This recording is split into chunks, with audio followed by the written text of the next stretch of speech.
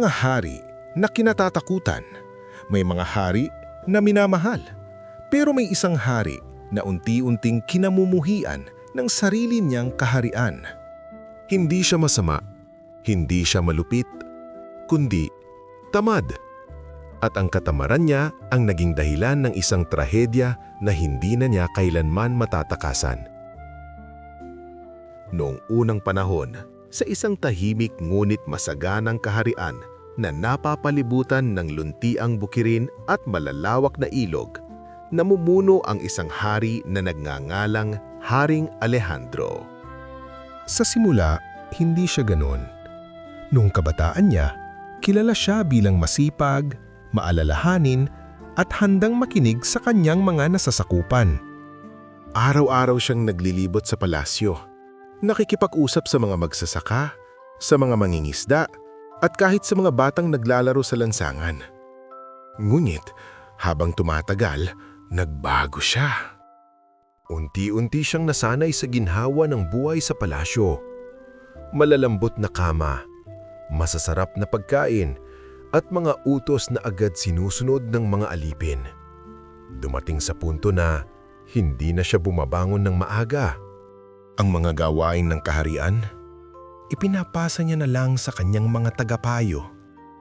Bahala na kayo, madalas niyang sabihin habang nakahiga, nakapikit, at tila walang pakialam sa nangyayari sa labas. At doon, nagsimulang magbago ang lahat. Habang lumilipas ang mga araw, unti-unting naaapektuhan ng buong kaharian. Ang mga magsasaka nagrereklamo sa kakulangan ng patubig. Ang mga mangangalakal nalulugi dahil sa magulong batas. Ang mga bantay nawawalan ng direksyon dahil walang malinaw na utos. Ngunit ang hari, nanatili siyang nakahiga sa kanyang silid. Isang umaga, dumating ang kanyang punong tagapayo. Kamahalan, may problema po sa ani. Kung hindi po agad maaaksyonan, magugutom ang mga tao. Dahan-dahang iminulap ng hari ang kanyang mata at saka muling ipinikit. Bukas na lang, pag-usapan natin bukas.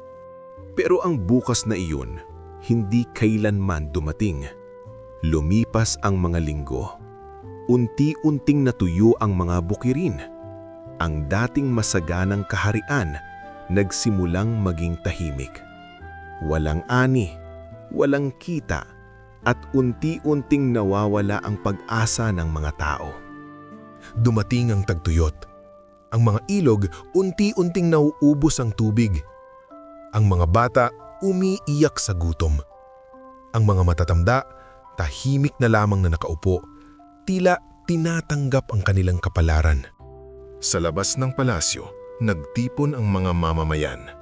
Hindi na galit ang nararamdaman nila, kundi desperasyon. Gusto naming makausap ang hari, sigaw ng isa. Ililigtas pa ba niya tayo? Ngunit sa loob ng palasyo, nakahiga pa rin si Haring Alejandro. Naririnig niya ang sigaw, ang iyak, ang kaguluhan. Pero pinili niyang takpan ang kanyang tenga gamit ang unan. Hindi ko na problema yan. Mahina niyang bulong. Ngunit isang gabi, may dumating na balita. Ang kanyang nag-iisang anak, ang prinsipe na si Leon, ay nawawala. Bigla siyang napabangon. Anong sabi mo? Nanginginig niyang tanong.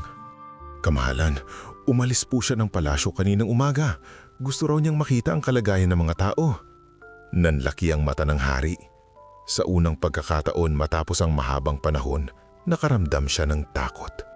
Hindi na nag-aksaya ng oras si Haring Alejandro. Agad siyang lumabas ng palasyo, unang beses sa loob ng maraming buwan.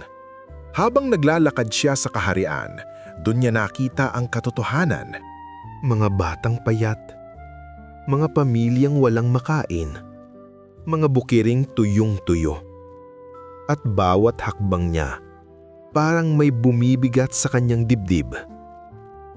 Ganito na ba kalala? Mahina niyang tanong sa sarili. Hanggang sa makarating siya sa gilid ng isang tuyong bukirin. At doon, nakita niya ang kanyang anak.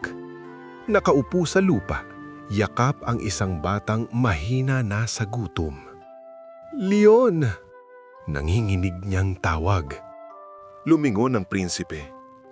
At sa mata nito, wala siyang nakita na galit, kundi lungkot.